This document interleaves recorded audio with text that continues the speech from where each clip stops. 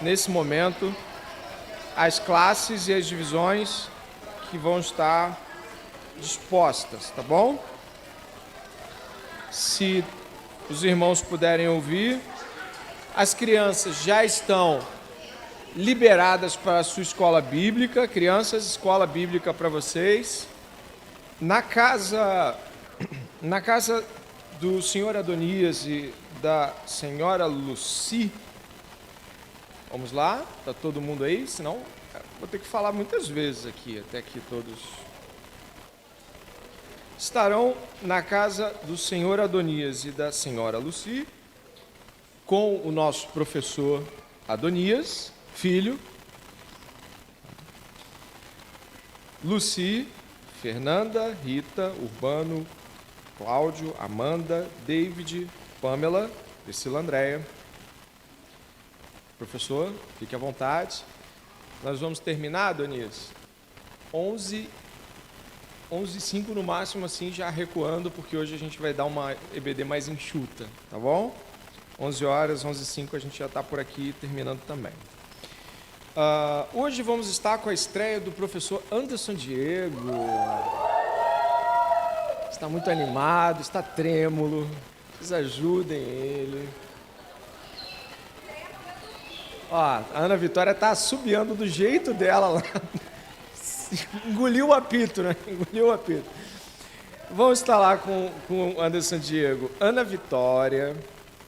O Igor não, porque o Igor não está aqui hoje, mas Noemi, Lucas Moura, Rafael, Lucas Macena, Daina, não está aqui nessa manhã, João e Aline.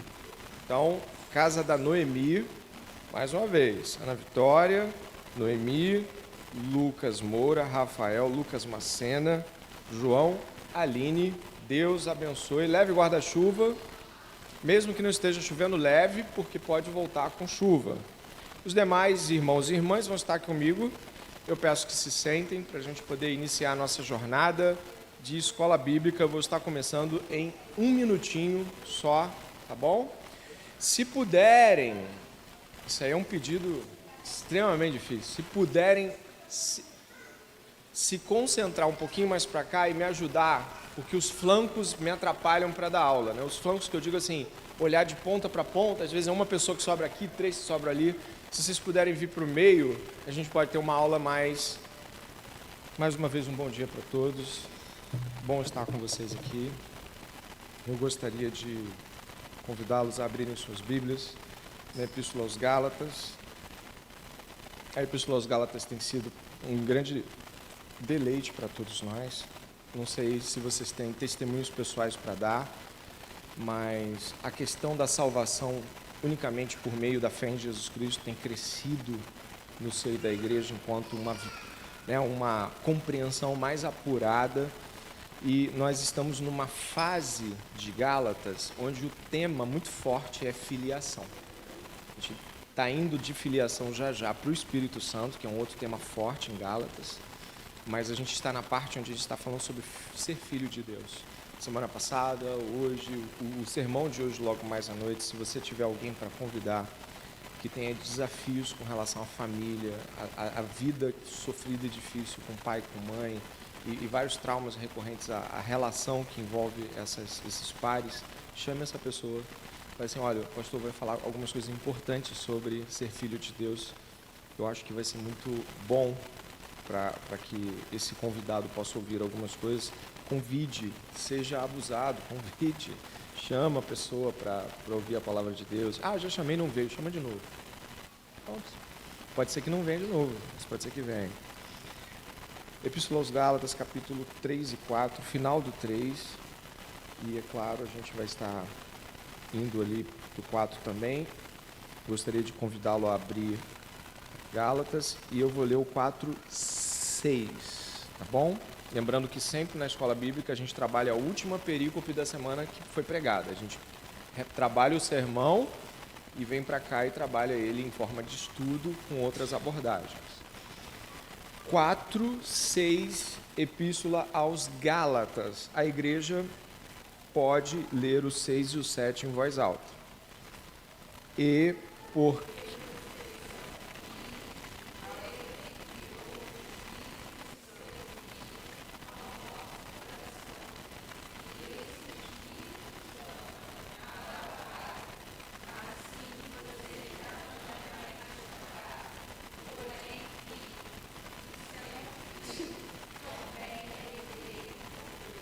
Glória a Deus por isso, né? Vamos estar orando para começar? Pai, abençoa-nos nesta manhã com o ensino da palavra. Todo mundo aqui quer ouvir a palavra de Deus e ser totalmente tomado por ela. Nos ajude a isso, a ser transformados pela palavra de Deus. Em nome de Jesus. Amém. Como vocês veem aqui, estamos na 8ª aula. O nosso irmão Rafael se colocou à disposição para compilar todas as aulas em um e-book no final. Legal, né? Isso vai ser de muito ganho para a igreja. Então, que ele possa prosseguir nessa proposta. Eu vou estar iniciando aqui, só abrindo o meu slide junto com vocês. Como vimos aqui no capítulo 4, o tema ser filho de Deus, o resultado desse ser filho de Deus vai ser a nossa temática, né? Então, o significado da nossa filiação com Deus em Cristo Jesus. Tem um errozinho ali no signi, se puder corrigir, eu agradeço. Significado da nossa filiação com Deus em Cristo Jesus, a perícope é do 23 até o 4:7. Logo mais à noite a pregação é no 4:8 em diante. O texto bíblico em Gálatas, que a gente também ressalta, é Gálatas 3, 26 e 27. Pois todos vocês são filhos de Deus mediante a fé em Cristo Jesus.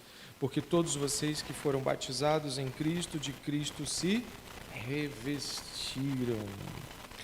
O que acontece quando nós estamos tratando de assuntos e reforçando e colocando ele de novo? Qual a importância disso? É porque já tivemos muitas oportunidades onde os temas eram diversos. Tinha um catecismo, tinha um discipulado, e hoje nós enxutamos isso aí para 3 eixos, ou 2, se você quiser pensar assim, mas basicamente 3 eixos. A gente tem quinta-feira, a gente tem o catecismo e tem Gálatas. Então, esses 3 eixos de ensino, a gente está buscando como professores, eu como pastor, amarrá-los. Você vê que está falando de justiça, e aí você tem a justiça de Deus em Gálatas. Então, os temas estão buscando caminhos que às vezes não dá para fazer, mas tentando caminhos parecidos. Mas você que ouve o sermão de domingo à noite e espera pela EBD seguinte, deve compreender que não é possível que o sermão abarque toda a realidade do texto, porque senão a gente ia ficar aqui 4, 5 horas estudando um versículo. Então, como a gente pode trabalhar isso de uma maneira melhor? Você que é aluno da escola bíblica, eu sugiro que você escreva algumas coisas ali, de perguntas, e mande para mim de coisas que você ou não entendeu, ou queria saber mais, que eu posso te mandar uma página de um livro, um comentário, eu faço essas coisas. Então eu mando material para você ler. Só que a gente vai dar uma olhada nesse último sermão que falou sobre não sermos escravos e nem sermos escravizados e nem sermos como que precisamos de tutores mais, porque Cristo nos libertou. E aí eu quero começar dizendo que teremos 4 pontos nessa aula. Eles vão estar aqui dispostos para você. O primeiro deles é que nós não somos prisioneiros da lei, breve revisão do sermão. Não estamos mais debaixo da tutoria da lei, igualmente, sermão passado. E 2 pontos importantes. A importância de Romanos 8 para a compreensão, é só tirar a interrogação também aí no slide, e o que significa sermos co-herdeiros com Cristo como filhos de Deus. Quero começar então do primeiro ponto, tá bom? Já pode passar. O primeiro ponto é: não somos prisioneiros da lei. Dê uma olhada na sua Bíblia em Gálatas capítulo 3, verso 23. Vamos lá? Gálatas 3, 23. Gálatas 3, 23 diz: mas antes que viesse a fé, estávamos sob a tutela da lei e nela encerrados para essa fé que no futuro haveria de ser revelada. Nós temos aqui algumas coisas importantes. E eu quero começar dizendo para você que Paulo está dizendo primeiro que a lei não é mais, para depois dizer o que a lei, ou quem somos para a lei hoje, livres dela. A primeira coisa que Paulo vai fazer é um pesado jugo de prisão. A lei encerrava na prisão aqueles que estavam debaixo dela. por dois motivos, como lembrança. Primeiro, é que a lei nos acusa do pecado. Como a lei nos diz pecado, e nós somos transgressores, a lei nos prende. Então a gente vai para a cadeia. Mas a lei também nos prende como pecadores para que nos proíba e nos preserve de fazermos mais mal a nós e aos outros. Olha que interessante isso. Quem está preso não está apenas cumprindo pena, ele também está sendo limitado em sua ação maligna. Quem entendeu? Ele também é cessionado porque ele não avance e faça mais mal. Então, se você comparar a maldade de Israel com a maldade dos assírios, com a maldade dos povos ao redor, dos egípcios, você vai ver que Israel parece ser mais tranquilo. Quem está entendendo? Israel parece que... Mas por que Israel parece? Não, parece que Israel tinha lei. A lei os prendia. Embora muitos de Israel não estivessem com o coração voltado para Yahvé de maneira correta, ainda assim eles eram travados em sua potencialidade maligna por causa do certo e errado da lei. E aí eu mencionei, quem lembra que você talvez já tenha sido um falso crente, e aí a palavra de Deus dizia, não faça isso que você vai para o inferno, e você ficava assim, meu Deus do céu, não vou fazer isso não, porque vai ser pior se eu fizer isso. Você não era convertido, você não tinha Jesus, mas você não fazia tudo de ruim que você podia. Por quê? Por causa da lei. Por causa dos certos e errados de Deus que te davam aquela segurada. Quem tem essa experiência aí? Alguém quer relatar alguma coisa sobre essa experiência? A escola bíblica é diferente do sermão. Você quer falar alguma coisa? Isabela falou? Tinha nada sobre amor, nada sobre ser filha de Deus, era tudo sobre medo, sobre vai me pegar, e sobre vai dar ruim, né? Nada sobre amor, nada sobre relacionamento. Era sobre um jugo da lei. E isso era que Israel estava. Ah, então não tinha ninguém salvo em Israel? Claro que tinha, gente. Claro que tinha. O Espírito Santo sempre salvou gente. Então, se a lei fosse observada como deveria, como ela deveria ser observada? Eu sou impotente quanto ao bem, eu não consigo fazer o bem, eu sou mal. Ao observar, isso quebra a pessoa e o Espírito atua nela. Então, a lei não foi dada para o mal, a lei foi dada para o bem, tá bom? Nós vamos fazer um exame mais acurado, mais rápido, mais acurado, exatamente desse texto, só que no grego ali. Repare ali que nós temos alguns movimentos que são importantes, tá bom? Eu coloquei o português e o grego do lado, não vou falar sobre todos, porque não tem nenhuma necessidade de gastarmos tempo com isso agora, porque a gente ainda tem outros caminhos, mas eu gostaria aqui de mencionar 3, 4 palavras ali. A primeira está lá em cima, do lado da palavra fé, que é pistis. Essa palavra tanto pode ser traduzida como fé quanto fidelidade. Então, é intercambiável. Então, antes que viesse a fidelidade do Messias, por exemplo, ou a fé no Messias, funcionaria de modo aceitável. Porque o que nos salvou foi a fé ou a fidelidade de Jesus ao seu Pai. Porque não é a fé na fé que nos salva, é a fé em Cristo e fé no Cristo e fé no que Ele fez. A gente crê que o que Ele fez é suficiente para nos salvar. A segunda palavra ali é nomos, ali ó, o nomos, tutela da lei, nomos. Essa palavra é muito comum em outras palavras, né? Autonomia, autonomos, né? Eu sou autônomo. Quando você fala que é autônomo, é que você é lei para si mesmo. Autonomos. Então, aquela palavra em grego ali depois de da lei é nomos, que você usa para outras coisas na sua vida. Mais à frente, aquela palavra ali, que é essa que eu separei, né? A synkleio, que é aquela que está em vermelho, é realmente a palavra para prisão, para cárcere mesmo, é lugar onde as pessoas ficam presas. O apóstolo Paulo foi bem ousado ao dizer que a gente ficou preso como um prisioneiro encarcerado pela lei. A última palavra é curiosa, pelo menos no mínimo curiosa. Apocalipte. Apocalipte é Apocalipse, aquela que você encontra no final do livro, né? O livro de Apocalipse. Mas Paulo está falando do Apocalipse. Não, é porque essa palavra ela tem o objetivo de algo que foi revelado. Então, quando nós lemos, por exemplo, o livro de Apocalipse, também poderíamos chamar de livro da revelação. É uma escolha usar a palavra em grego, Apocalipse. Ela não diz muito pra gente, parece que é uma catástrofe enorme, né? Filmes de Apocalipse são filmes catastróficos. Mas a ideia, do Apocalipse não é catástrofe, é revelar. Por isso que você encontra ali, ó, revelar-se, apocalipto. Essa palavra indica uma fé que não estava clara na lei, ela estava subentendida, mas quando veio Jesus, essa fé foi revelada, Apocalipse, foi, entendeu? Por exemplo, Romanos capítulo 8 também usa, capítulo 1, verso 18, usa a mesma palavra. A ira de Deus se revela do céu contra toda impiedade e injustiça dos homens. A ira de Deus, Apocalipse, se revela, ela se torna mais clara, ou clara de um jeito como nunca foi em Cristo Jesus. E isso é importante a gente entender. E esse é o primeiro ponto de lembrança. Estávamos presos à lei como prisioneiros mesmo.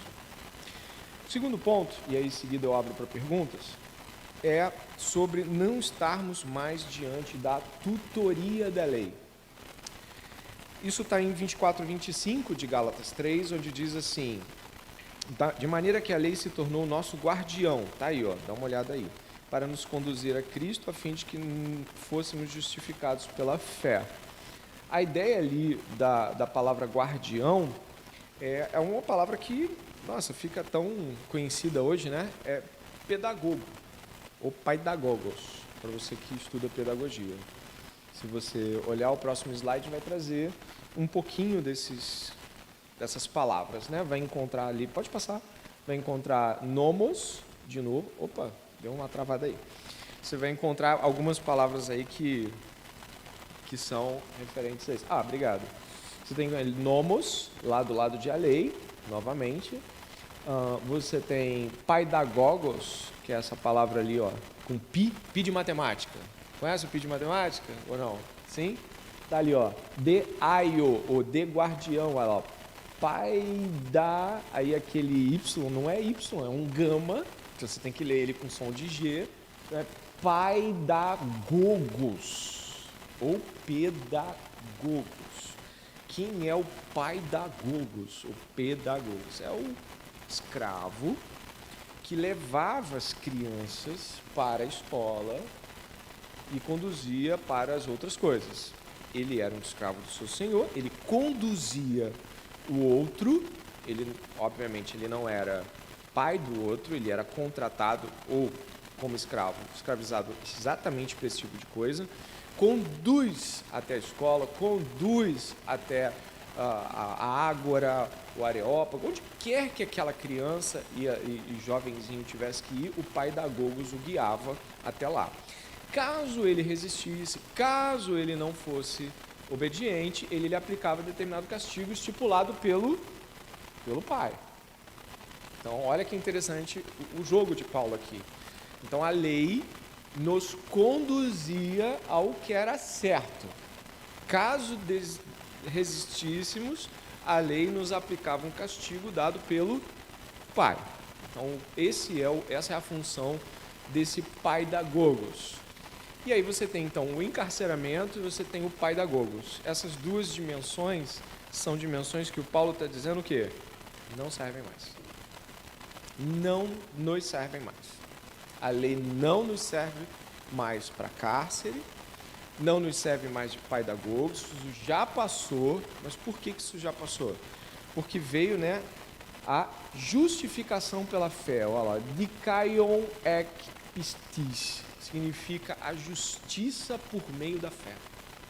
A fé, então, a fé em Cristo é que nos leva a obedecer quando Deus nos diz assim, vai e peça perdão, vá e não roube. Sabe essas coisas que Deus nos ordena, no geralzão?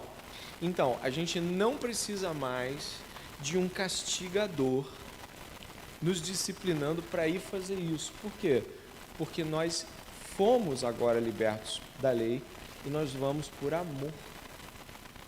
Nós vamos porque amamos o Senhor, amamos a lei do Senhor e desejamos responder com obediência. Coisa magnífica isso. Por isso, ao pensar no paidagogos, ele não é mais qualquer um que obedece à lei de Deus, porque tem medo de Deus, ou porque tem medo de ser preso, ou tem medo do castigo. É nesse ponto que João fala na sua primeira epístola, né? O perfeito amor Por quê? Medo do castigo. Se você ler o versículo, não é todo medo. É o medo do castigo, do juízo final. Não tem mais isso. A gente não está mais esperando que vai ser pego por Deus no final da vida. Isso é maravilhoso. E nesse sentido, Paulo está alertando a igreja de Gálatas a não retornar a uma posição de escravidão, a uma posição de sujeição à lei, a uma posição de olhar para a lei dessa maneira. Perguntas, para a gente poder passar. Por favor, Lili. Vocês ouviram a pergunta dela? Meio, né? O que difere dizer que Israel recebeu uma lei e os outros povos? Tinham alguma lei sobre eles? Acho que é a pergunta mais ou menos. Tinha alguma coisa que regia-os? Eles estavam debaixo da mesma orientação? Vamos lá. Quando Deus dá a lei para Israel, ele clarifica o pecado e toda a potencialidade do mesmo pecado. Basicamente, o que Deus faz, além de mostrar-se como ele é, em termos de eu sou o resgatador, eu sou, ele também mostra o pecado é, o pecado é, o pecado é. Então, quando Deus dá a lei a Israel, e não dá a lei a todos ao redor, mas dá a lei para Israel, nós compreendemos que os povos ao redor também são pecadores e não estão debaixo da mesma lei, no sentido de clarificação. Mas o apóstolo Paulo vai falar em Romanos capítulo 8, de que temos, e podemos ir lá, já que Romanos vai ser o livro que a gente vai estudar agora para isso, já pode ir a Romanos 2. Olhando para Romanos 2, texto tão comentado aqui,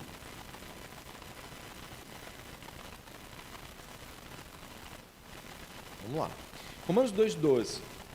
Assim, todos os que pecaram sem lei, também sem lei perecerão. E todos os que pecaram sob a lei serão julgados pela lei.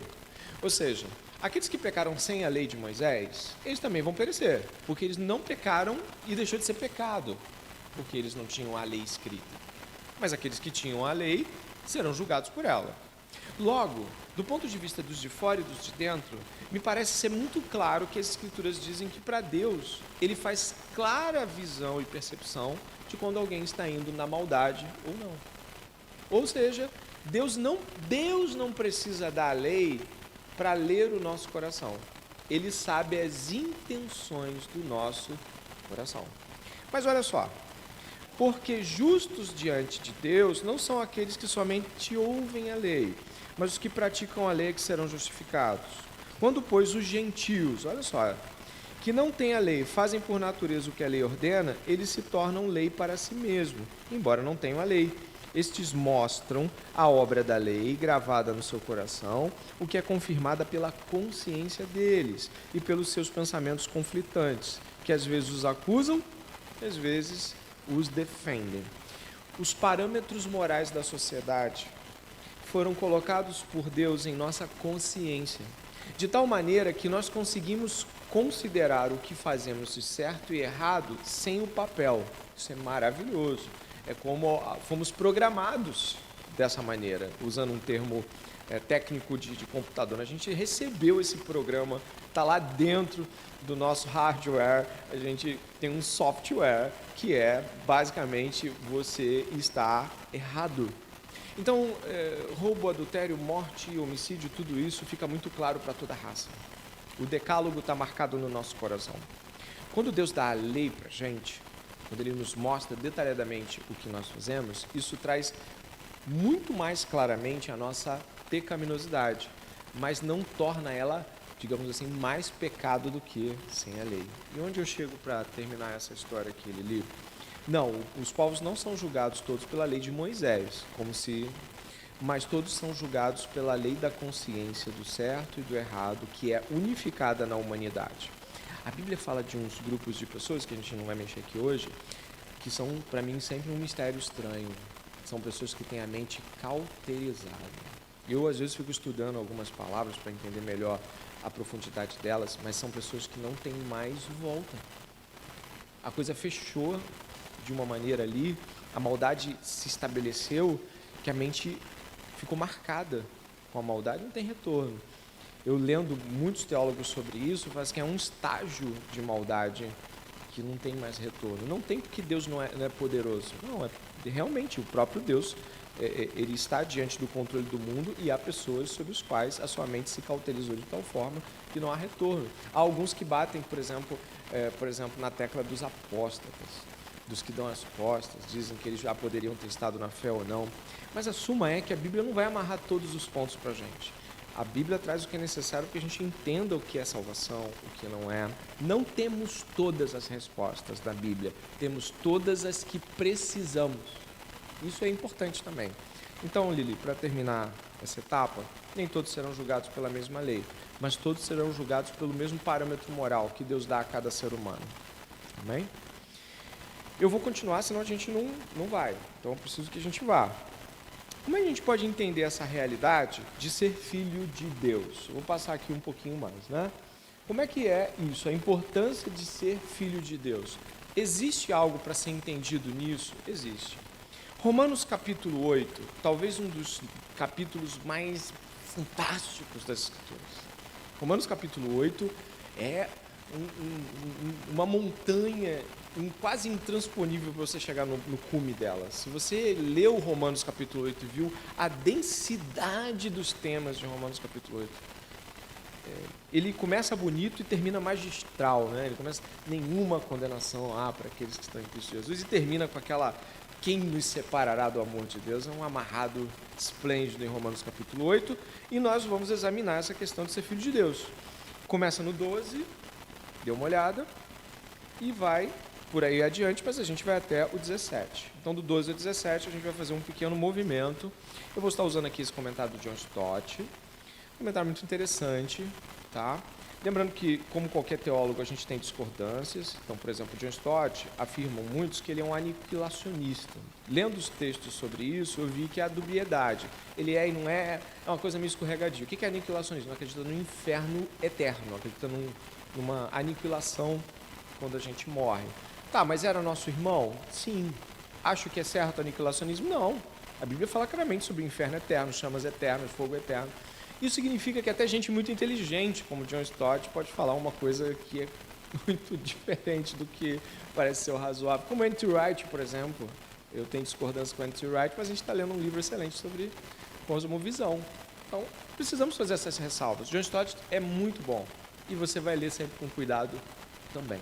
Tá bom? Eu vou usar aqui alguns pontos do comentário do John Stott, que é excelente, e vou começar com o verso 12, onde diz assim, ó: assim, pois, irmãos, somos devedores não à carne, como se estivéssemos obrigados a viver segundo a carne. O 13 com a igreja. Pois todos os que são guiados pelo Espírito de Deus são filhos de Deus, a igreja. O próprio Espírito confirma ao nosso espírito que somos filhos de Deus, todos nós. E se somos filhos, somos também herdeiros, herdeiros de Deus e co-herdeiros com Cristo, se com Ele sofremos, para que também com Ele sejamos glorificados. Muito bem. Vamos lá, o primeiro ponto que o verso 12 nos levanta sobre a nossa filiação com Cristo Jesus é essa filiação de alguém que não é mais devedor à carne. O que significa isso, estar em dívida com a carne?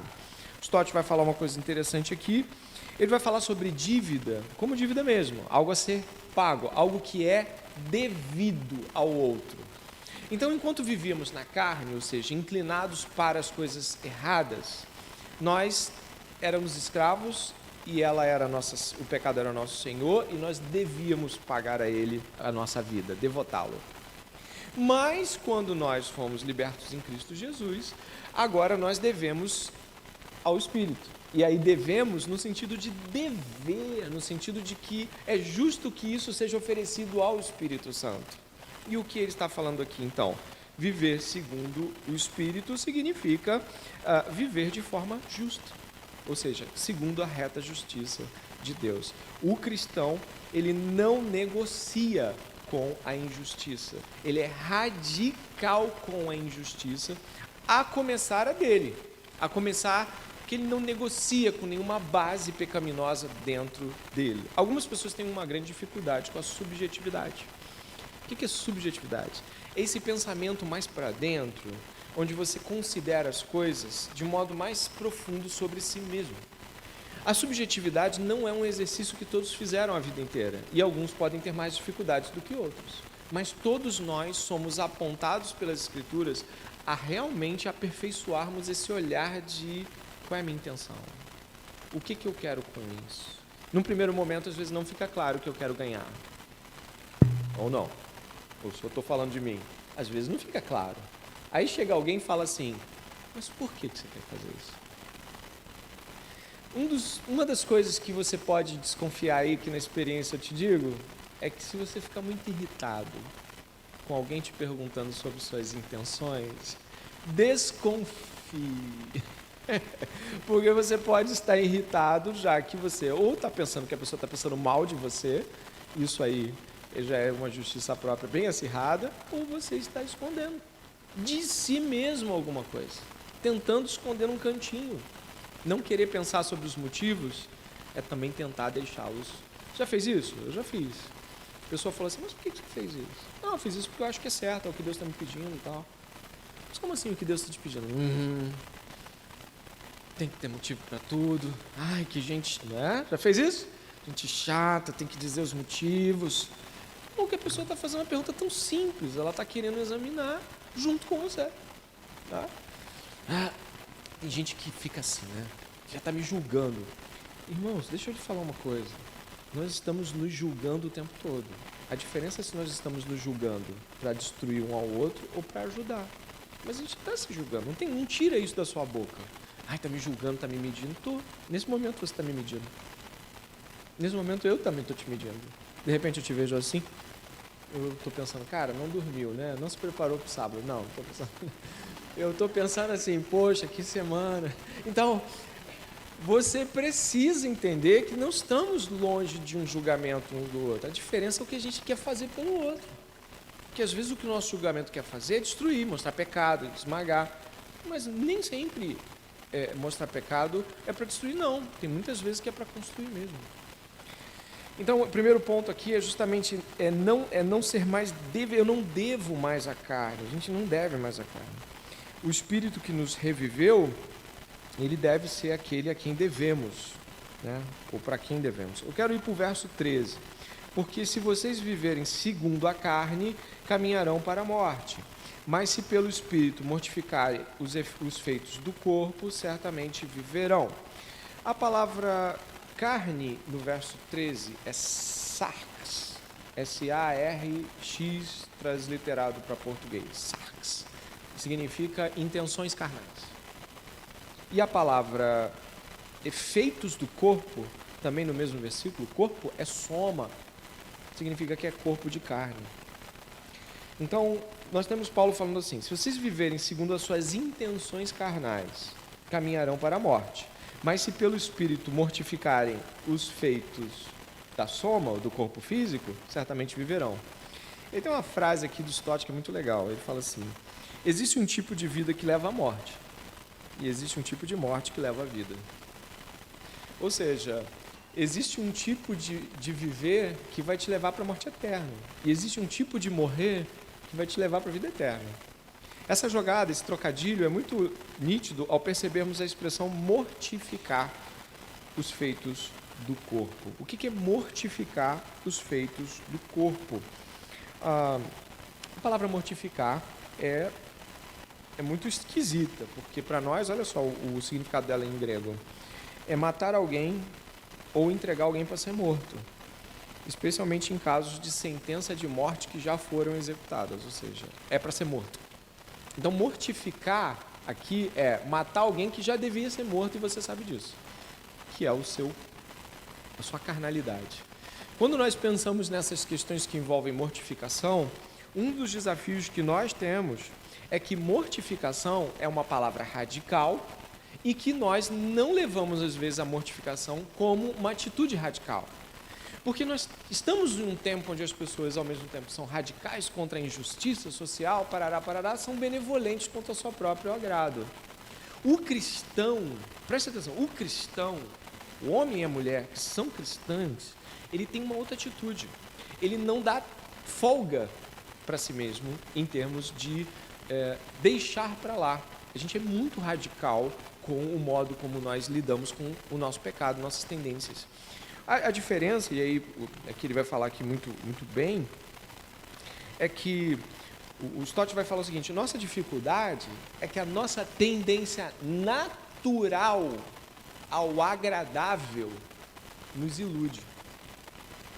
Ou seja, o agradável, o que é agradável? Vamos lá, agradável é um bom suco de laranja, uma perninha jogada para cima no sofá, um elogio recebido, não é?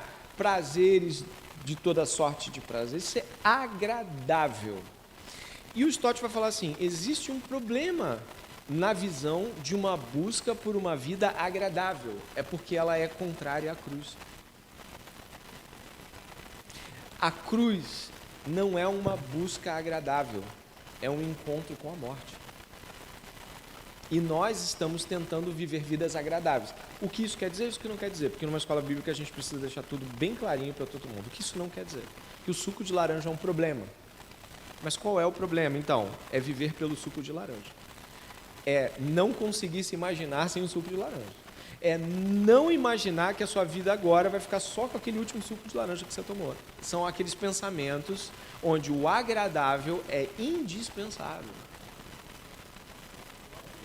Idolatria. O ídolo, ele conduz, os deuses não existem de fato, então o que é o Deus? É a minha busca pessoal cobiçosa.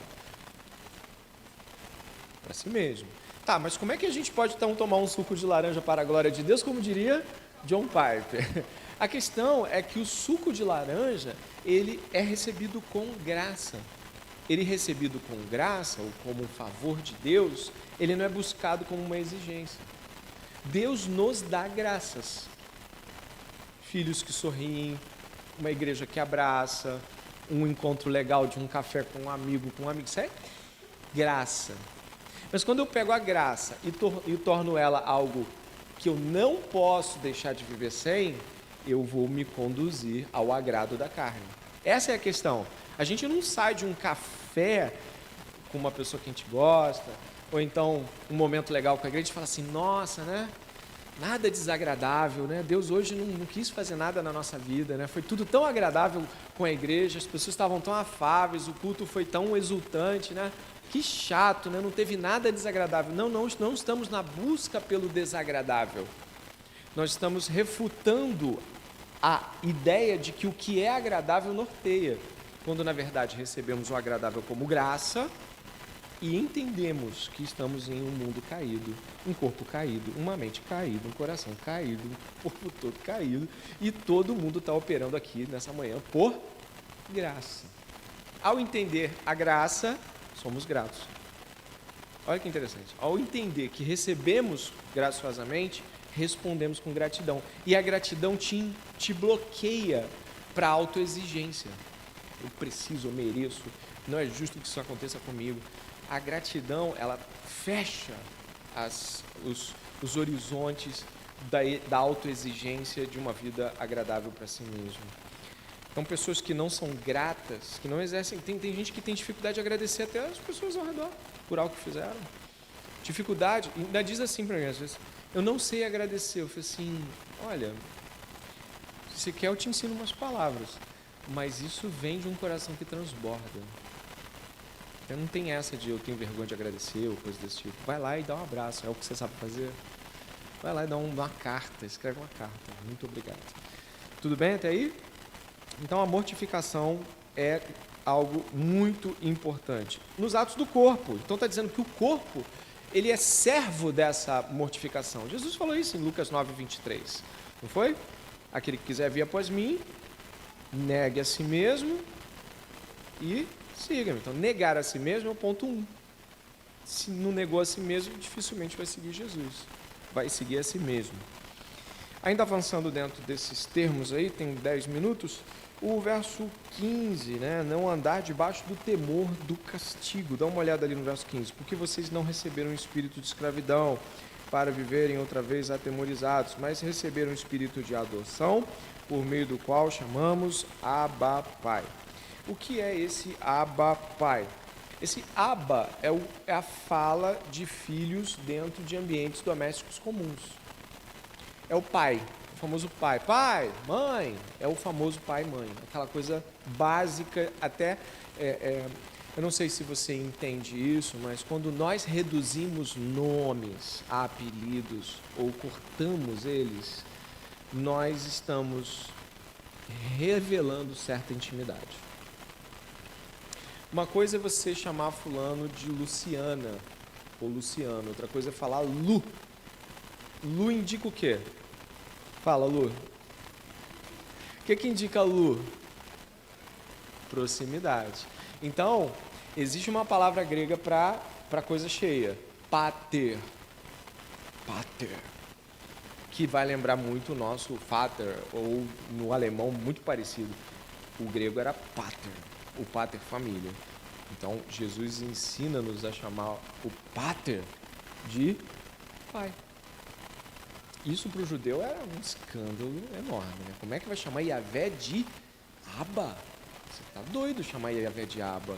E Jesus está falando assim, chama ele de Abba, porque agora tu é íntimo dele, tu está morando na casa dele, tu está vivendo com ele, ele é próximo de você. Então Jesus nos faz com que o espírito de adoção não seja pater, cheio de medo, mas Abba. Que coisa magnífica isso, não é? E transborda, claro, na comunidade. A comunidade não vai olhar para os irmãos e falar assim, não, meu irmão, por exemplo, meu irmão está ali, o Daniel. Ele é meu irmão de sangue, filho do mesmo pai e da mesma mãe que eu, certo? Mas quando a gente vem para Cristo, a gente não faz mais essa distinção. Pelo contrário, a gente até faz, cara, mas tem um pessoal aqui que vai morar comigo para sempre. Às vezes você tem irmão que não é salvo. E você tem amor e obrigações muito pertinentes dentro desse tempo para com esse irmão, essa irmã de sangue que não é salvo. Você tem. Não negue isso, você tem. Familiaridades. Mas, nossa, tem gente aqui que é teu irmão, tua irmã, para sempre. Não tem nada mais que separe isso. E aí, quando a gente olha para o Abba, a gente vê também os irmãos, os adelphos, né, em grego, irmãos de sangue. Então, nós somos irmãos de sangue porque somos pai, filhos do mesmo Abba, do mesmo paizinho. Essa consideração ainda muito importante, que de noite vai ser mais discorrida, quem vive assim não tem medo do castigo, tem medo de desonrar o pai. Essa é a grande verdade, que é o ponto do verso 15. A gente não está mais com medo dele pegar a gente, porque ele não vai mais pegar a gente. A gente está com medo de desonrá-lo, porque isso vai gerar para o nome dele algo que não é agradável. Verso 16. O próprio Espírito confirma ao nosso espírito que somos filhos de Deus. Esse é um ponto importante aqui que eu gostaria que você pudesse anotar. Tem algumas coisas importantes nessa questão aí, do como a gente pode verificar que o Espírito Santo comunica ao nosso coração que nós somos filhos de Deus. Quais são as evidências que isso está em andamento? Quais são as evidências de que somos filhos de Deus? O apóstolo Paulo vai deixar alguns movimentos aqui. A primeira que eu gostaria que você encontrasse aí, que é o testemunho do Espírito, o verso 13 e 14 mostra que aquele que vive como filho e filha de Deus, guarde essa expressão, vive uma santidade radical. Santidade, não é santidade só, é santidade radical, porque o exercício das palavras mortificação não traduzem apenas eu vou me separando para Deus conforme der.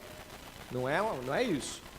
O filho de Deus, a filha de Deus é santo radicalmente, santo com urgência, santo com uma entrega extremamente absoluta. Esse é o primeiro ponto. A segunda é que o filho, a filha de Deus, ela testemunha de uma atitude oral filial. Chama Deus de Abba. Isso é algo que implica em intimidade. Às vezes a gente vê gente banalizando um pouco isso, né? Cantores, meu paizinho. E às vezes quer forçar um pouco uma intimidade, mas Jesus não está falando de uma intimidade forçosa, mas uma intimidade real. De nós podermos ter uma trajetória até de fala, de expressão oral, assim, não, vamos falar com o nosso Pai Celestial primeiro, né? Vamos falar com o nosso Abba, o nosso Pai, sobre isso. Não tentar fazer disso um caminho de intimidade quase artística para todo mundo ver. Não é isso. A gente realmente deve chamar Deus de Pai e deve fazer isso com proximidade. Esse é o segundo ponto. Então, santidade radical, atitude de filiação, liberdade do medo. quem é filho de Deus, filha de Deus, é livre do medo. Não, é isso que você leu aqui em cima, nós fomos libertos do medo. Deus não vai nos pegar. Ele não está querendo nos pegar. Ele não está querendo pegar e revelar os nossos pecados. Agora você vai ver. Tudo que você não contou para os outros, eu vou jogar na tua cara e todo mundo vai ver. Não é esse, não é Deus. Esse não é Deus. Deus pode fazer isso? Pode, com propósitos de pai. Mas esse não é o Deus que castiga. Acabou. Deus nos disciplina. Como, Hebreus capítulo 12. Você já leu, né? Deus disciplina tantos quanto ama. Quem não disciplinado é um bastardo, que vai ser castigado, vai para o juízo e tudo mais. E por último, a esperança da glória. Se você observar aqui, o verso 17 traz uma grande esperança. 17, 18, 19, 20, 21. Se somos filhos, somos também herdeiros, herdeiros de Deus, co-herdeiros com Cristo, se com Ele sofremos, para que também com Ele sejamos glorificados. Porque para mim tenho por certo que os sofrimentos do tempo presente não podem ser comparados com a glória a ser revelada em nós. O Filho de Deus, a Filha de Deus, é uma pessoa que expressa esperança. Não é algo interno apenas, é algo externalizado. Está sofrendo, mas fala assim, mas nós vamos ser revivificados, nosso corpo vai ser renovado, isso aqui vai passar. Poxa, você passou por aquela humilhação, né, no trabalho, em casa, na faculdade, passei sim, mas vou te falar, é uma humilhação temporária, se faz necessária, Deus está me abatendo. Mas olha, vai ter um dia em que todos nós seremos, como filho de Deus, exaltados. Essa lembrança perpétua, que às vezes foge da boca do crente. O crente consegue falar do esmagamento, da dor, do sofrimento, mas ele não fala da exaltação. Porque a exaltação faz parte desse apocalipse a ser revelado um dia. E eu, como cristão, muitas vezes me vi falando do meu sofrimento sem terminar com a redenção na minha fala. E isso aqui, do verso 17, já não é mais esses 4 pontos, né? Quais são os 4 pontos? Santidade radical. Santidade radical. Filiação, testemunho de filiação. Ausência do temor do castigo e expressão de esperança gloriosa, e a expressão tem que ser para fora, não pode ser só lá dentro, tem que ser para fora. Terminando aqui o verso 17, se somos filhos, somos também herdeiros. Aí ele vai dizer assim, herdeiros de Deus e co-herdeiros com Cristo. Como é que começa essa herança? Primeiro eu recebo o sofrimento e depois a glória. Não inverta isso. Primeiro o sofrimento e depois a exaltação e a glória. Nós teimamos em acreditar que a glória está começando hoje. Não está. Jesus foi humilhado até o ponto máximo e depois o Pai o exaltou sobremaneira. Não inverta isso, não faz disso o contrário. Porque isso não é a vida de cruz. Amém? Nós terminamos aqui, tem um material que vai ficar depois corrente para você, muito legal também, acho que eu coloquei até aqui, do Michael Lawrence, vai ficar depois para você, mas você tem 2 minutos para perguntar. Hoje é mais rápido por causa da Assembleia, tá bom? Perguntas?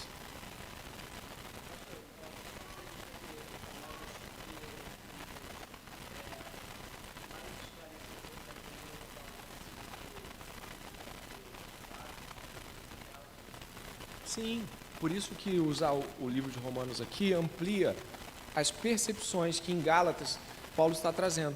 Euler, Gálatas é uma epístola escrita com rapidez. Ela não tem um polimento de Efésios. Efésios parece um tratado. Paulo sentou, pensou em Efésios. Gálatas é tudo. Então os temas estão ali sem eu acho que o que ele mais explora ali é a questão de Abraão, muitas vezes. Mas a questão da filiação, Romanos traz muita coisa, né?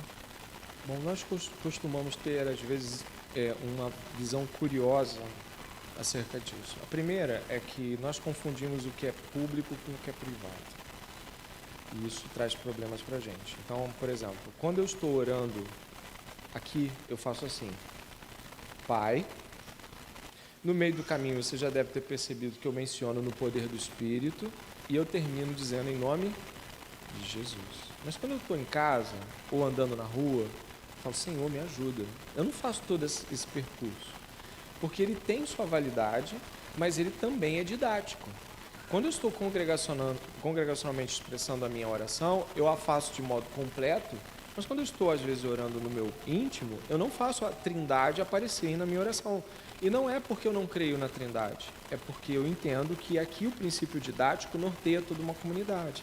Acho que, às vezes, o canto congregacional de algumas vertentes expressa uma intimidade que não vai ser compreendida.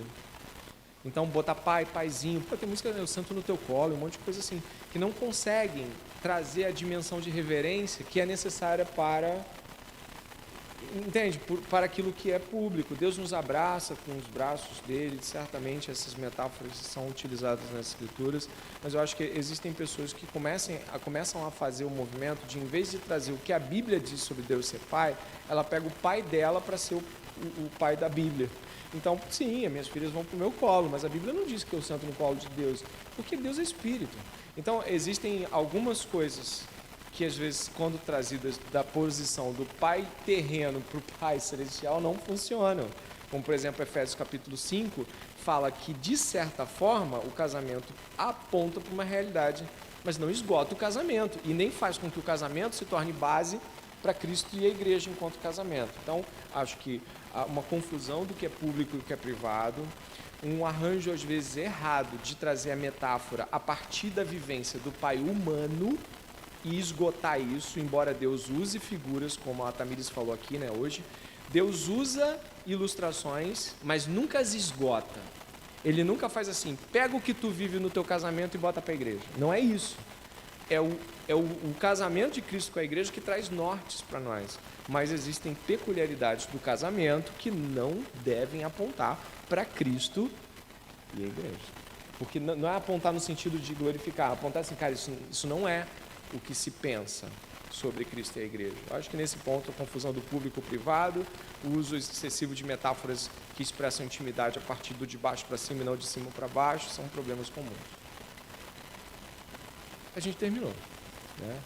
Olha, eu tentei correr para dar todo o conteúdo, mas eu não queria que isso fosse feito de qualquer maneira. Mas foi bênção para você? Avançou um pouquinho mais? Que bom, graças a Deus. Meu livro vai ficar à disposição, a gente vai esperar os outros grupos virem, para a gente orar junto aqui com eles. Nesse íntere, a igreja, se puder esperar sentada, porque quando eles vierem aqui vão achar de repente que a gente está vivendo uma farra. Se puderem esperar sentados, eu agradeço, tá bom? Deus os abençoe. Vamos orar? Senhor, nós te agradecemos por este momento de ensino e pedimos ao Senhor que conserve o nosso coração atrelado em Ti, ó Deus. Em nome de Jesus, amém. Vou esperar só os irmãos chegarem, você aguarde um minutinho. Vamos lá, meus irmãos? Antes de dar os anúncios, eu gostaria de convidá-los a abrirem suas Bíblias, todos nós, aqui os que chegaram também, no Evangelho de Mateus, no capítulo de número 21, por favor. Evangelho de Mateus, capítulo de número 21. Mateus 21. Bem? Diz assim a palavra do Senhor, Evangelho de Mateus, capítulo 21. Quando se aproximaram de Jerusalém e chegaram a Betfagé, ao Monte das Oliveiras, Jesus enviou 2 discípulos, dizendo-lhes: vão até a aldeia que está diante de vocês e logo encontrarão presa uma jumenta, e com ela um jumentinho. Desprendam e tragam para mim. Se alguém disser alguma coisa, respondam: o Senhor precisa deles. E logo ele deixará que vocês tragam os animais. Ora, isto aconteceu para se cumprir o que foi dito por meio do profeta. Digam à filha de Sião: eis que o seu rei vem até você, humilde, montado em jumenta e num jumentinho, cria de animal de carga. Indo os discípulos e tendo feito como Jesus lhe havia ordenado, trouxeram a jumenta e o jumentinho. Então puseram em cima deles as suas capas e sobre elas Jesus montou. E a maior parte da multidão estendeu as suas capas no caminho, e outros cortavam ramos de árvores espalhando-os pelo caminho. E as multidões, tanto as que iam adiante dele como as que os seguiam, clamavam, toda a igreja: Hosana ao filho de Davi, bendito o que vem em nome do Senhor. Hosana nas maiores alturas. Obrigado. E quando Jesus entrou em Jerusalém, toda a cidade se alvoroçou e perguntavam: quem é este? E as multidões respondiam: este é o profeta Jesus de Nazaré da Galileia. Bom, o que nós acabamos de ler aqui e de ouvir é a entrada triunfal de Jesus em Jerusalém. O domingo que nós estamos hoje celebrando, ele marca o fim da quaresma que os católicos romanos comemoram, mas nós vamos nos ater por aquilo que ele nos ensina, naquilo que ele aponta. Ele aponta para a entrada de Jesus como rei legítimo do povo. Zacarias já havia anunciado de que seria num jumentinho, filho de uma jumenta, nunca antes montado. Jesus está entrando em Jerusalém e de modo triunfante, verdadeiro e digno, porque ele é o rei, ele é recebido como o rei que vem em nome de Davi. Essa realidade do recebimento de Jesus e da chegada dele à cidade, que deveria recebê-lo na cadeira onde estava Herodes, naquele tempo, preste sua atenção, você que está conversando, ou está chegando, estamos falando sobre as Escrituras. Nesse momento, Jesus chega em Jerusalém e ele é recebido como herdeiro do trono de Davi, como alguém que eles esperam que reine. Isso, na verdade, é até o que a gente vê na expectativa daqueles dois homens pós-crucificação no caminho. Esperávamos que ele fosse, mas não é. Jesus entra e, de maneira grandiosa, as pessoas cortam ramos de árvores, estendendo como um tapete, uma entrada triunfal. Imagine a comoção, e a nossa imaginação é feita também para isso. Imagine as pessoas quebrando os galhos das árvores, jogando folhas pelo chão e gritando em alta voz: Hosana. Olha que magistral é isso.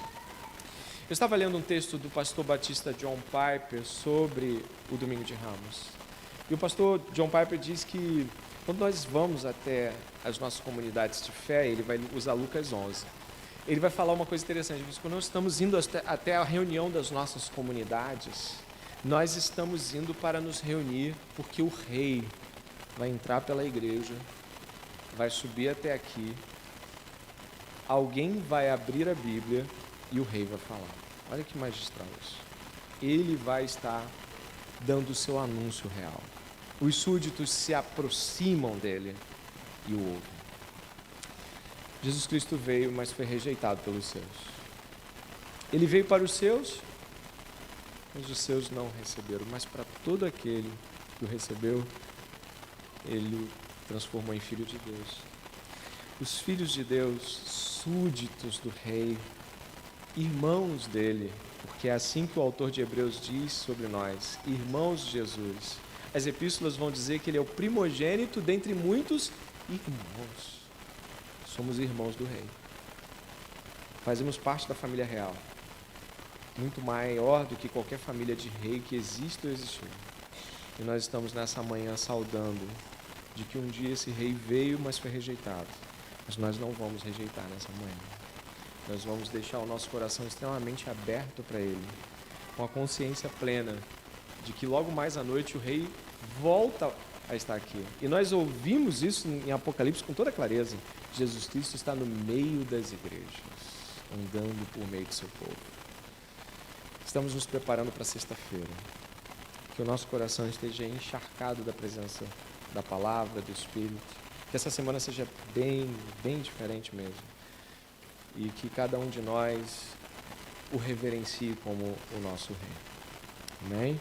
Gostaria de fazer uma breve oração aqui e depois os anúncios e nós vamos concluindo.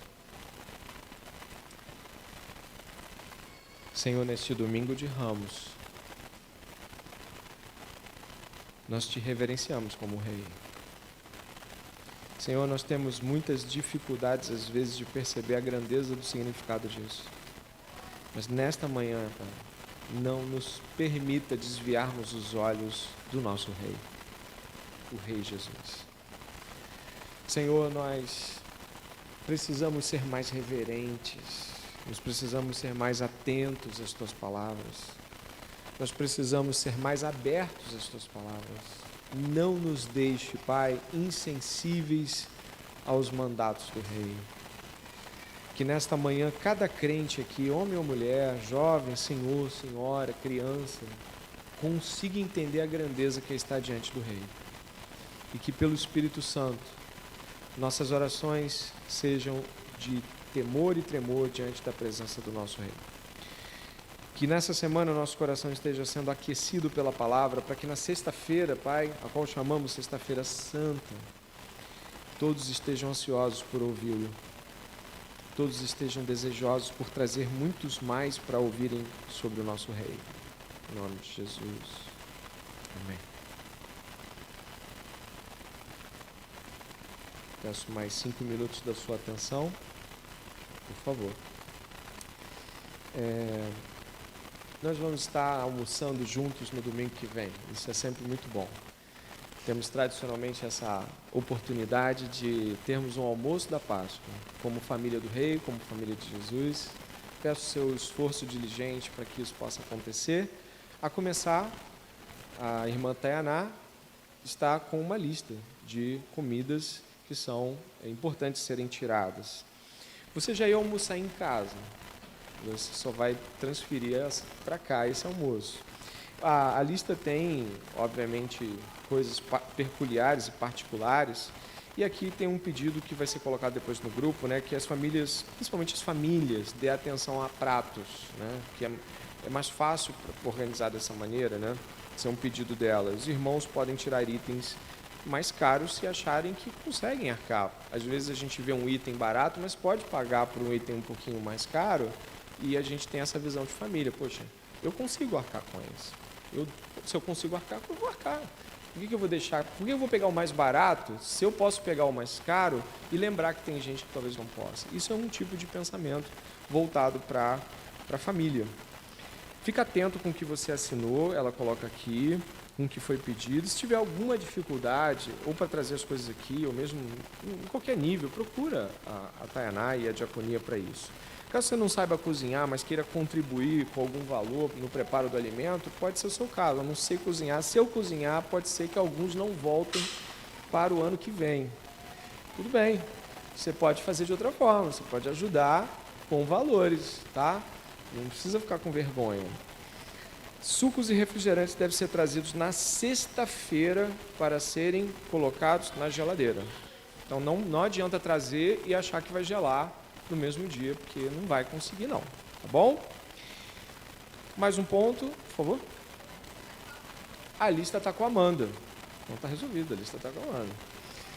Eu gostaria de celebrar aqui uma vitória, junto à secretaria, junto à comunicação, nosso Ministério de Comunicação, de Mídia, Comissão de Comunicação, que é o nosso calendário anual. Não é uma coisa fácil de se fazer.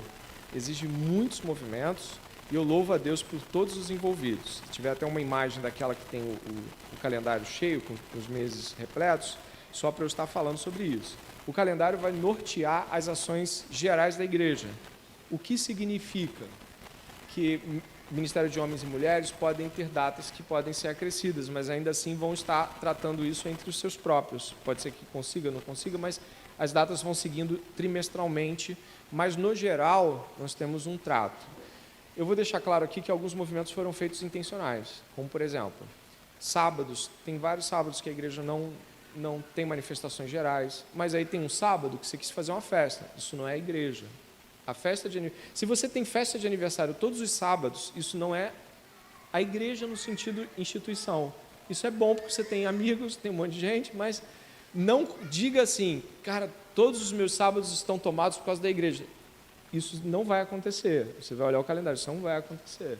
Mas é importante que isso fique ressaltado para que você não confunda suas relações sociais voluntárias com aquilo que é uma necessidade de membresia, estar se comunicando enquanto igreja como um todo. Está claro isso?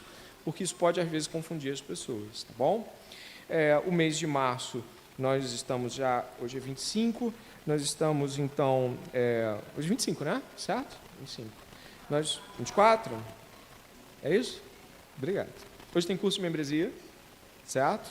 Às 17 horas no prédio. No dia 27 e 28, os discipulados estão acontecendo regularmente, do qual peço que mantenham ainda aquilo que hoje fizeram e elogio a igreja, né? Muito elogio a igreja hoje. A igreja foi muito pontual. Assim, os irmãos chegaram extremamente pontuais. Muitos irmãos chegaram antes das 9. Então, quando deu 9 horas aqui, a igreja estava com a sua maioria presente. Eu os elogio, porque quando puxo a orelha também falo abertamente. Gostaria de elogiar aqui o exercício da pontualidade e também de irmãos que procuraram falar antes, né? Olha, eu não vou poder vir naquele ponto tal. Foi até algo que nós tratamos da dificuldade que eu tenho como pastor de não saber que você não viria. Mas agora a igreja tem buscado esse caminho também mais uma vez. Dia 29, sexta-feira, nós estaremos aqui cultuando, tá, o Senhor nessa sexta-feira santa. As crianças vão estar apresentando algumas canções e o culto público vai estar iniciando logo em seguida, 19h30. Nós teremos grupos de oração no sábado. Esses grupos de oração, eles serão divididos por localidade. Então, vou estar fazendo algumas sugestões de divisão. Se a sugestão não for positiva para você, não tem nenhum problema, pastor, seria melhor que eu ficasse nesse grupo pela distância. Talvez o meu cálculo não tenha sido legal. E aí você pode me comunicar isso sem problema, ok? Nesse sábado. Não posso mesmo. Então, será que dá para te botar online? A gente vai estar orando por causas que envolvem a igreja e todas as realidades. Nesse sábado, dia 30. E o almoço de Páscoa, logo após o culto da manhã da semana que vem. Essas são nossas datas de março. As datas de abril vão ser jogadas lá e serão ditas semana após semana também. Gostaria de salientar aos irmãos a grande necessidade que nós temos, muita necessidade mesmo, de estar sendo pontuais em tudo que nós fizermos na vida. E o reino de Deus não pode ficar fora disso. Então, os grupos de meio de semana precisam ser pontuais, os irmãos aqui, porque isso ajuda a todos, tanto no começo quanto no término de todas as ações. Nas semanas que vão seguir, eu ainda tocarei nesse ponto da pontualidade, porque acredito que possamos avançar muito nisso, de verdade, muito nisso. Gostaria também de mencionar aos irmãos que nós estamos nas últimas semanas de março. Isso significa que nós estamos terminando aquela fala que tivemos sobre a mudança do horário de culto. Quantos lembram? Que até março a gente chegaria nesse horário. Vou estar estudando essa semana a possibilidade de retornarmos ou não para o horário que convém nessa fase mais de outono, né? O outono já entrou, mas ele ainda não deu as caras. Ainda estamos no verão. Mas eu gostaria também que os irmãos pudessem ter só um pouquinho de espera. Essa semana a gente já volta a falar sobre isso. E, por fim, eu gostaria de salientar uma coisa que eu acho que é importante. Aí fecho realmente com essa colocação. Olha aqui, ó, ficou muito bonito, né? Tem até as marcaçõezinhas de colorido. Quem não tiver impressora e quiser um desses para colocar na geladeira, faz contato com a secretaria que a gente providencia a impressão dessa folha aqui, pelo menos. Porque ela pode ser uma norteadora, tanto para marcar com caneta, quanto mesmo para ficar olhando. Porque as datas ali, as cores, por exemplo, azul claro é para toda a igreja. Aí tu vê que os discipulados, os domingos estão marcados. E às vezes é uma palestra, que também é para toda a igreja. Você já tem uma noção disso, tá? Tainá trabalhou duro, coitadinha. Tainá é muito paciente, a Tainá. Tainá, não tá bom. Como é que fica bom? Aí ela fica, não vai e volta. É paciente, né, Rita? A Tainá é paciente pra caramba. Mas ficou muito bom, Tainá. Obrigado, tá? Irmãos, nós tivemos um anúncio na sexta-feira sobre uma chuvarada, um temporal bravo que teríamos aqui. Ele aconteceu em alguns lugares, em outros não. Aqui tivemos, pela graça do Senhor, uma condição mais razoável, e eu não sei se os irmãos nas suas localidades tiveram essa razoabilidade. Houve momentos de chuva forte, em alguns momentos foi sim, uma chuva mais forte. Nós adiamos o discipulado de quinta-feira passada, em virtude dos anúncios que foram colocados na quinta-feira mesmo. Eu também tinha um encontro aqui com um grupo específico, também foi adiado momentaneamente, mas eu quero ressalvar algumas posições. A primeira é que quando nós trabalhamos com previsão de tempo, a gente sempre trabalha com uma previsão, não com um fato efetivado, não é verdade? Segundo, de que nós não somos aqueles que vão estar fingindo de que não há uma previsão. Poxa, se há uma previsão de catástrofe, então vamos refletir sobre isso. O que eu peço aos irmãos é o que eu já pedi em outra oportunidade, que não viremos catastrofistas, colocando diante de nós um cenário de destruição avassaladora. Esse é o primeiro ponto. Cuidado com a sua projeção pessoal e como ela é colocada no grupo da igreja, como ela é dimensionada para o outro, porque você não sabe, às vezes, como as pessoas lidam com isso. Algumas já tiveram perdas materiais por causa de chuva, outros tiveram desafios em meio de rua, ficaram presas. O modo como você também impacta, se você não for equilibrado, você pode levar alguém a um alarme que está além até do que foi proposto. Só para você ter essa moderação. Muitos irmãos fizeram uma coisa muito certa, me mandaram no pessoal: pastor, tem esse comunicado, né? Lembro da Rosane, da Lisandra, tem um negócio aqui para o senhor ver, o que o senhor acha? Porque são coisas que a gente pode jogar para fora, como aquele anúncio do Paz, por exemplo, que é importante, já que ele é um governante, devemos ouvi-lo com respeito. Mas também houve movimentos que foram além. E um desses foi a celebração da não existência de trabalho na sexta-feira ou na quinta. Nós não somos aqueles que veem o trabalho como um jugo. Nós não somos aqueles que veem a ausência de trabalho como algo que nós ficamos celebrando e buscando. Sim, estamos cansados muitas vezes, às vezes nós temos dificuldades até mesmo de respirar, mas nós acreditamos que o nosso trabalho é dado por Deus. Então nós temos que ter muito cuidado em como nós pensamos que a ausência do trabalho é algo que a gente está torcendo para ser livrado dele. O Senhor nos deu os nossos trabalhos. Que tenhamos alegria em poder expressar isso da maneira adequada. Isso é algo que nos cabe como cristãos. É vermos o trabalho como dádiva e não como, graças a Deus, eu estou aqui na torcida, vamos ver se acaba. Vamos ver se libera todo mundo, em nome de Jesus. Vai, faz essa oração e libera todo mundo. Enquanto tem gente preocupada de perder a casa, perder filho, aí a nossa dimensão fica mais focada em nós mesmos. Teve uma importante oração que foi feita pela família da irmã Yasmin, Santiago, né, se não me falha a memória, não foi? Só para não... que foi pensar no resultado que isso vai ter para outras pessoas. Isso é importante para a gente poder ter uma dimensão de resposta adequada àquilo que de fato poderia ser algo trágico, e foi para algumas pessoas sim. Tá? Aqui em Nilópolis não foi assim, mas teve alguns momentos também, em alguns lugares que aconteceram desabamentos. O que eu quero dizer cuidado para a gente não estar tão brincalhão e tão celebrativo e brincalhão com as nossas coisas que perdemos a dimensão do que pode estar acontecendo para outros. Tá bom? Esse é um pedido do seu pastor. Eu vou estar aqui agora dando aula para o grupo 6, ali mesmo, que o grupo 6 é de irmãos já que pertencem a esse grupo e que não estão durante a semana, então são do grupo 6, e também que faltaram a aula de justiça, a primeira aula, aquela primeirona de justiça. Então, se você não veio aquela aula, você também vai ter aula comigo aqui, tá bom? Só peço que não demorem, e os que aqui estão possam entender que existe uma aula e que o som deve ser preservado para eles. Vamos agradecer a Deus, pedir que Ele nos abençoe logo mais à noite estarmos aqui. Pai, em nome de Jesus, nós te agradecemos, porque o Senhor nos ensinou muitas coisas nessa manhã. Somos gratos. E agora, ó Deus, de modo específico, nós pedimos que o nosso coração de filhos e filhas de Deus responda sem temor de castigo, responda com intimidade de quem é filho e próximo a Deus, responda, Senhor, com aquele desejo de honrar o Pai. Por favor, Senhor, que isso permeie toda a nossa tarde. Nós pedimos que os nossos irmãos que estão adoecidos possam estar bem logo mais à noite. Nós pedimos que nós mesmos estejamos bem dispostos, tendo descansado um pouco, possamos prestar bastante atenção nas palavras do nosso Rei. E que os convites para aqueles que não te conhecem sejam abundantes no meio da igreja, Pai. Abençoa-nos e nos leva a compreender, Pai, o privilégio que é fazer parte da igreja de Jesus, Pai. Assim oramos, agradecidos. Amém. Essa é a sua oração pessoal. Até logo mais. Deus os abençoe.